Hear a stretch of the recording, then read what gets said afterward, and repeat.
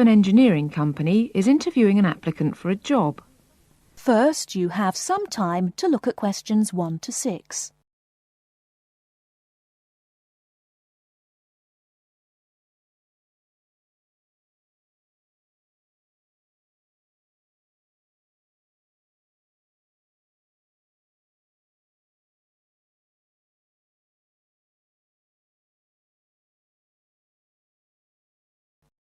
Now we shall begin. You should answer the questions as you listen, because you will not hear the recording a second time. Listen carefully and answer questions 1 to 6. Good morning. It's Mr. Robinson, isn't it? Have a seat. Stephen Robinson. Yes. Is that S-T-E-V-E-N or P-H? It's V. OK. I've got your letter of application, but I need a few more details for the file. Now, you're from Manchester. What exactly is the address? Yes, it's Dynevor Gardens, that's D-Y-N-E-V-O-R, Prestwich. Thanks. And telephone? Well, it isn't mine, it's the landlord's, but I can be contacted. It's 483-250. Uh-huh. The landlord lives in, does he? Well, he has the flat downstairs, and he's a friend of the family anyway. I see. OK. According to your letter, I imagine you were born in, let me see, 1960? 61. Right. And the date? 12th of July. Thank you. And I believe you're married. No, I'm getting married, but not for a few months. Oh, sorry. Well, I mean, congratulations. Is it going to be in Manchester? Well, no, actually. My fiancée's from Wales, so we're getting married in her home village, near Bangor. Oh, how nice. Now, as you know, when you apply for a post with Williams Engineering, we need to find out a few things about both your academic background and more recent work experience, the latter being especially important in respect of this rather specialised position in the area of water management. First of all, A-levels. Yes, I've got 3. Geography, maths and physics. Geography, maths and physics. OK. Before you hear the rest of the conversation, you have some time to look at questions 7 to 10.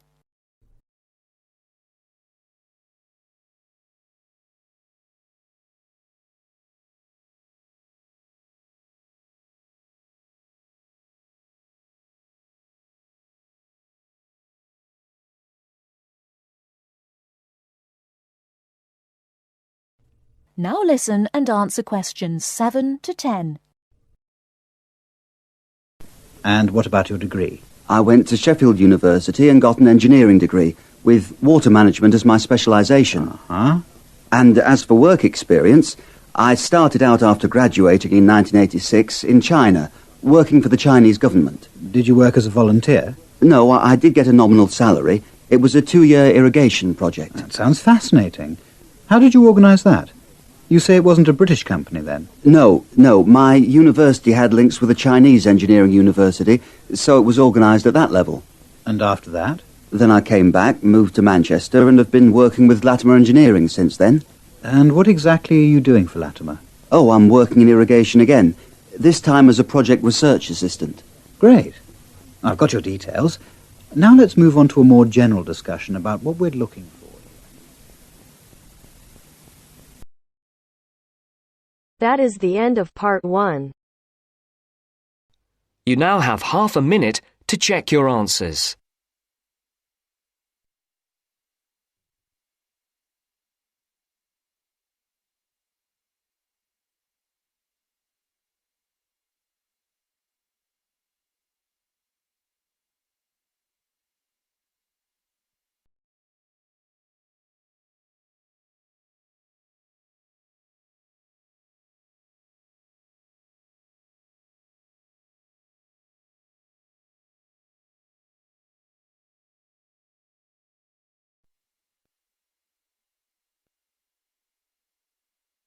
Now turns to part 2. Part 2. First, you have some time to look at questions 11 to 17.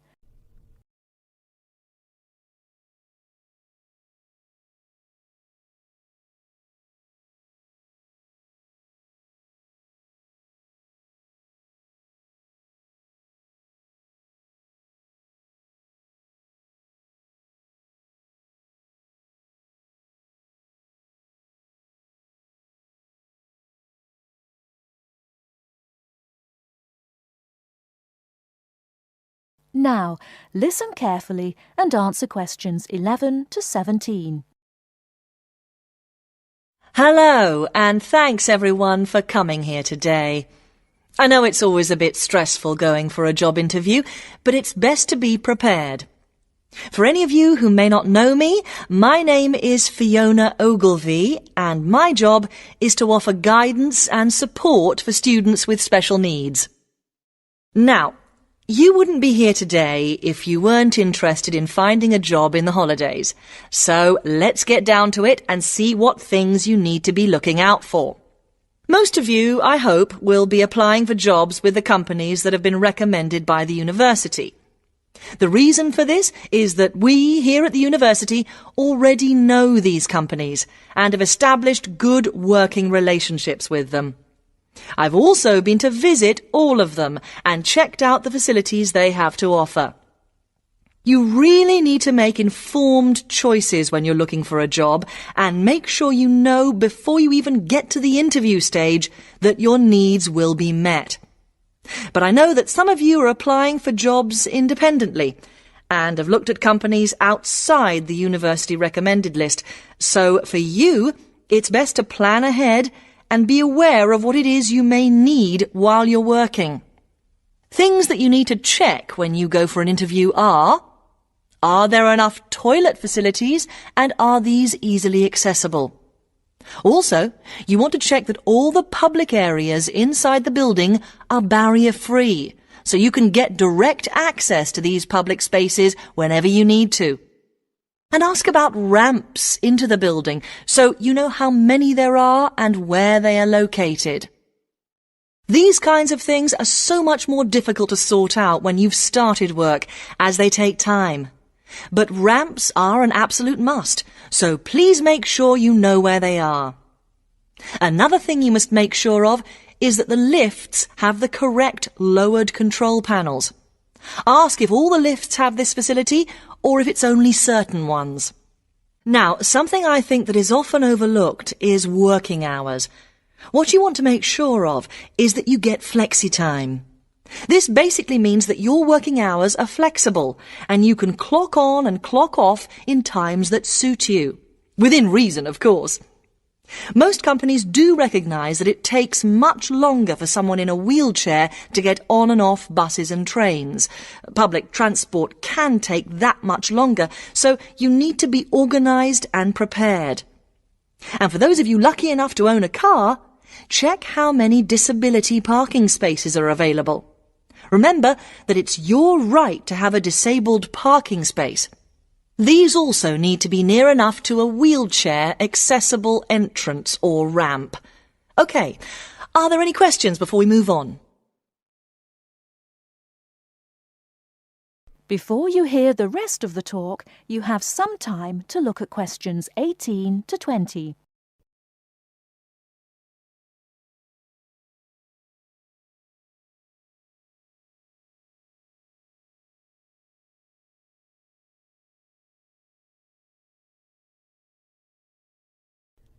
Now listen and answer questions 18 to 20.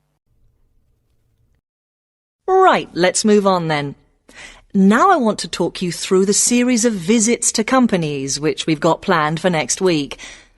On Monday morning, we will be visiting the Lowland Hotel. They have various summer jobs available, working as a receptionist or conference organiser in their busy conference centre, organising and setting up conferences. You need to be prepared for working in an office environment and spending quite a bit of time talking on the telephone. The bus leaves for the hotel at 9 a.m, so make sure you leave yourself plenty of time to get there. When you arrive at the hotel, please gather in the reception area and wait for someone to take you to your first session, which will be a talk. The talk at the hotel will begin at 10 a.m, and then there will be a short tour of the hotel. There will be a light lunch provided, which is usually salads and sandwiches. The next place we'll be visiting will be on Tuesday afternoon. We'll be going to visit a little local company that makes handmade paper and cards. For those of you studying art, this may be just what you're looking for. We'll be taken on a tour of the company which lasts 3 hours. The tour will start at 3:30 p.m. and after that you'll have a chance to meet some of the staff. Tea and coffee will also be provided. We have no trips planned for Wednesday, but on Thursday morning we'll be going to Tobago Travel Agency. This is a very popular choice amongst our students because you can get student discounts on holidays. We've booked a coach for this and it'll leave from outside the refectory at 8 a.m. You'll need to bring a packed lunch for this, so please don't forget. There is a little canteen where you can buy hot and cold food, but this is closed on Thursdays. Friday, we'll be having representatives from all the companies visiting us, so you will have a chance to ask any questions, and of course, put your name down on the list if you're interested in working for them over the summer. This event will take place in the main hall next to the library, and it'll run from 10:30 until 4. I really hope you make the most of this excellent opportunity to not only earn yourself some extra money, but also to gain experience of what it's like to work. And if you'd like to find out more, then please ask some of the students who worked last year. They're all wearing green badges and will be happy to speak to you afterwards. That is the end of part 2. You now have half a minute to check your answers.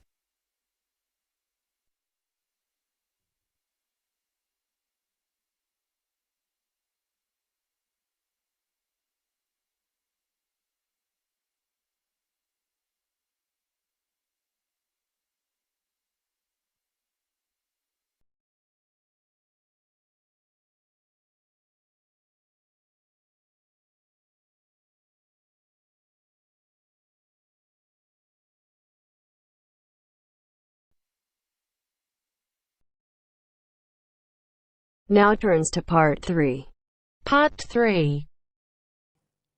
You will hear two students discussing a project they have to do as part of a literature course on great books. First, you have some time to look at questions 21 to 25.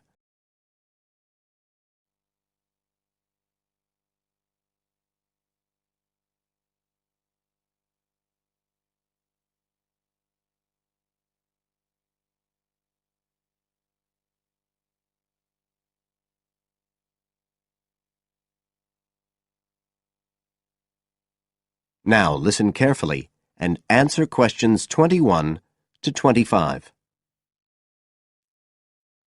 Hi, Joey. How are you doing? I heard you were sick. Oh, hi, Olivia. Yeah, I had a virus last week, and I missed a whole pile of lectures, like the first one on the great books in literature, where Dr. Castle gave us all the information about the semester project. I can give you copies of the handouts. I've got them right here. That's okay. I already collected the handouts, but I'm not very clear about all the details. I know we each have to choose an individual author. I think I'm going to do Carlos Castaneda. I'm really interested in South American literature. Have you checked he's on the list that Dr. Castle gave us? We can't just choose anyone. Yeah, I checked. It's okay. Who did you choose?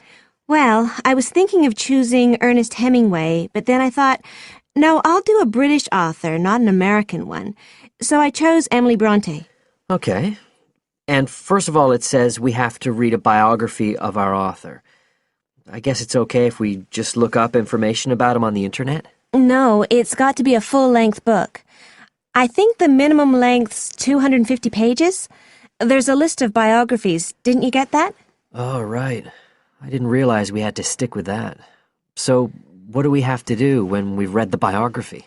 Well, then we have to choose one work by the writer. Again, it's got to be something quite long. We can't just read a short story. But I guess a collection of short stories would be okay? Yes, or even a collection of poems, they said. But I think most people are doing novels. I'm going to do Wuthering Heights. I've read it before, but I really want to read it again now I've found out more about the writer. And then the video. We have to make a short video about our author and about the book. How long has it got to be? A minute. What? Like 60 seconds? We gotta give all the important information about their life and the book we choose? Well, you can't do everything. I wrote it down somewhere. Yes, Dr. Castle said we had to find or write a short passage that helps to explain the author's passion for writing, why they're a writer. So we can back this up with reference to important events in the writer's life, if they're relevant. But it's up to us, really. The video's meant to portray the essence of the writer's life and the piece of writing we choose. So when we read the biography, we have to think about what kind of person our writer is. Yes, and the historical context and so on. So for my writer, Emily Bronte, the biography gave a really strong impression of the place where she lived and the countryside around. Right. I'm beginning to get the idea. Before you hear the rest of the talk, you have some time to look at questions 26 to 30.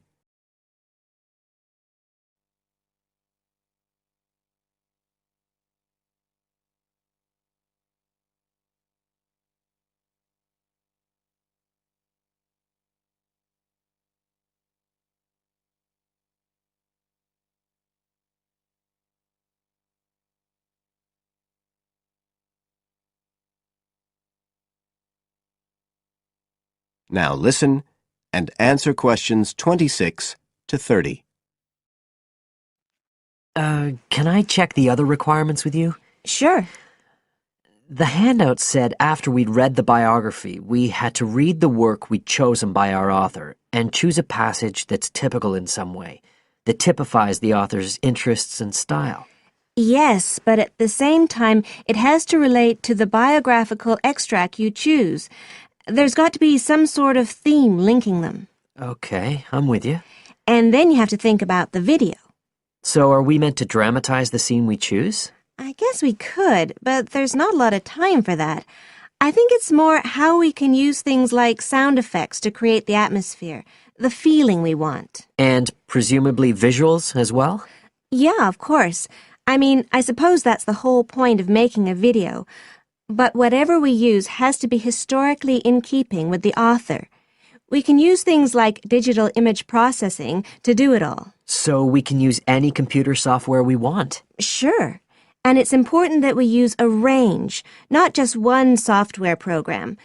That's actually one of the things we're assessed on. Okay. Oh, and something else that's apparently really important is to keep track of the materials we use and to acknowledge them. Including stuff we download off the internet, presumably? Yeah, so our video has to list all the material used with details of the source in a bibliography at the end. Okay. And you were talking about assessment of the project. Did they give us the criteria? I couldn't find anything on the handout. Sure. He gave us them in the lecture. Let's see, you get 25% just for getting all the components done. That's both sets of reading and the video. Then the second part is actually how successful we are at getting the essence of the work. They call that content, and that counts for 50%. Then the last 25% is on the video itself, the artistic and technical side. Great. Well, that sounds a lot of work, but a whole lot better than just handing in a paper. Thanks a lot, Olivia. You're welcome. That is the end of part 3. You now have half a minute to check your answers.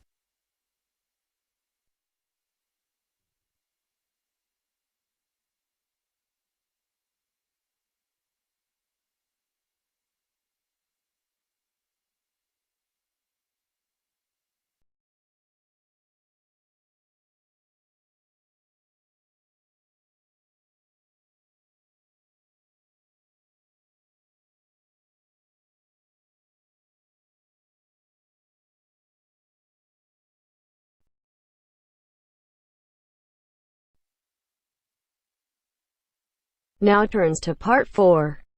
Part 4. Now turns to part 4. Part 4. Well, it's the beginning of the digital age. And technology is all set to completely revolutionise the way we watch TV, videos and DVDs and play computer games at home. First, you have some time to look at questions 31 to 40.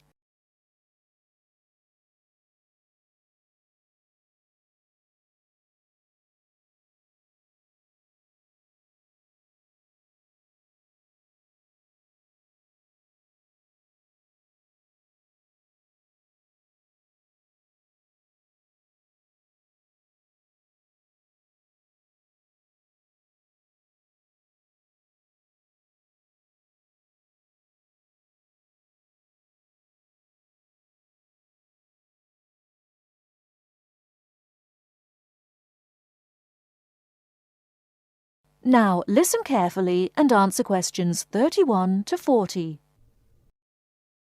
Well, it's the beginning of the digital age, and technology is all set to completely revolutionise the way we watch TV, videos and DVDs and play computer games at home. Here to tell us more about how we will be spending our leisure time at home in future is Anna Zabel. Hello. Yes, there will be huge changes in the way we use television, radio and new media in future. By this, I mean we will be able to do what we want, where we want and when we want. The result is that our homes will increasingly become home theatres, and all our entertainment at home will be available at the touch of a button. Now, most home entertainment these days is delivered over wires, but this is changing thanks to high-speed broadband. Downloading will become easier, and studios will eventually release movies, songs and video games directly to the consumer.